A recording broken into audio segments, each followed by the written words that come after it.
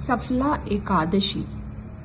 तो आज हम सफला एकादशी के महत्व का श्रवण करेंगे। तो कथा इस प्रकार है। युधिष्ठिर ने पूछा, स्वामिन, पौष मास के कृष्ण पक्ष में जो एकादशी होती है उसका क्या नाम है तथा उसकी क्या विधि है, अथवा उसमें किस देवता की पूजा की जाती है, कृपया करके यह बताइए। भगवान श्री कृष्ण ने कहा, राजेंद्र, बड़ी बड़ी दक्षिणा वाले यज्ञों से भी मुझे उतना संतोष नहीं होता जितना एकादशी व्रत के अनुष्ठान से होता है। पौष मास के कृष्ण पक्ष में सफला नाम की एकादशी होती है। उस दिन विधि पूर्वक भगवान नारायण की पूजा करनी चाहिए। जैसे नागों में शेषनाग, पक्षियों में गरुड़ तथा देवताओं में विष्णु भगवान श्रेष्ठ हैं, उसी प्रकार संपूर्ण व्रतों में एकादशी तिथि श्रेष्ठ है। राजन, सफला एकादशी को नाम मंत्रों का उच्चारण करके नारियल के फल, सुपारी, बिजोरा तथा जमीरा, नींबू, अनार, सुंदर आंवला, लौंग, बेर तथा विशेषतः आम के फलों और धूप दीप से श्री हरि का पूजन करना चाहिए। सफला एकादशी को विशेष रूप से दीप दान करने का विधान है। रात को वैष्णव पुरुषों के साथ जागरण करना चाहिए। जागरण करने वाले को जिस फल की प्राप्ति होती है वह हजारों वर्ष तपस्या करने से भी नहीं मिलता। नृपश्रेष्ठ, अब सफला एकादशी की शुभ कारणी कथा सुनो। चंपावती नाम से विख्यात एक पुरी है जो कभी राजा महिष्मत की राजधानी थी। राजश्री महिष्मत के 5 पुत्र थे। उनमें से जो ज्येष्ठ पुत्र था वह सदा पाप कर्म में ही लगा रहता था, पर स्त्रीगामी और वैश्यासक्त था। उसने पिता के धन को पाप कर्म में ही खर्च किया।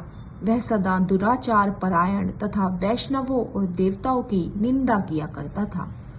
अपने पुत्र को ऐसा पापाचारी देखकर राजा महिष्मती ने राजकुमारों में उसका नाम लुम्बक रख दिया।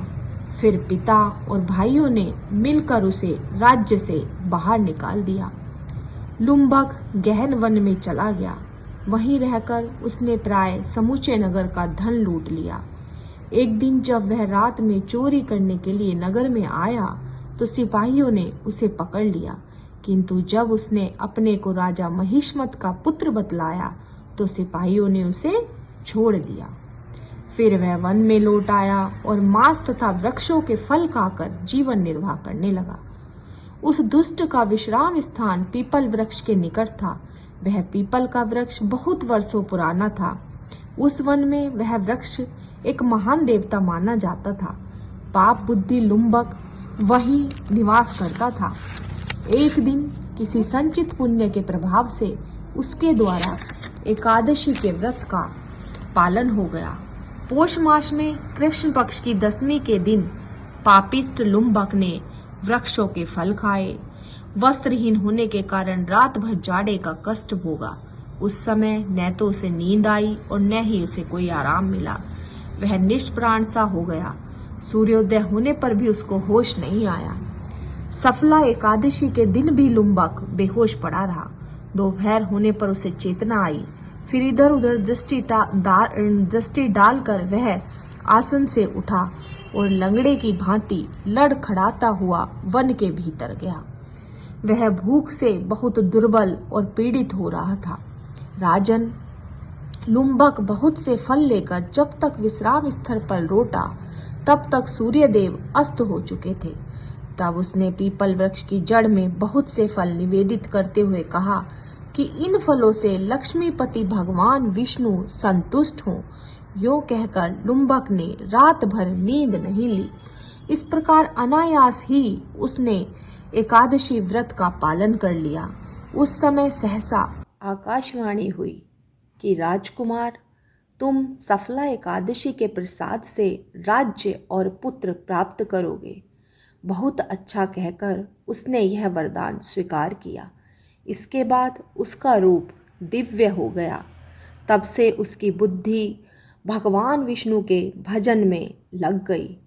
दिव्य आभूषणों से सुशोभित होकर उसने निष्कंटक राज्य प्राप्त किया और 15 वर्षों तक वह उसका संचालन करता रहा।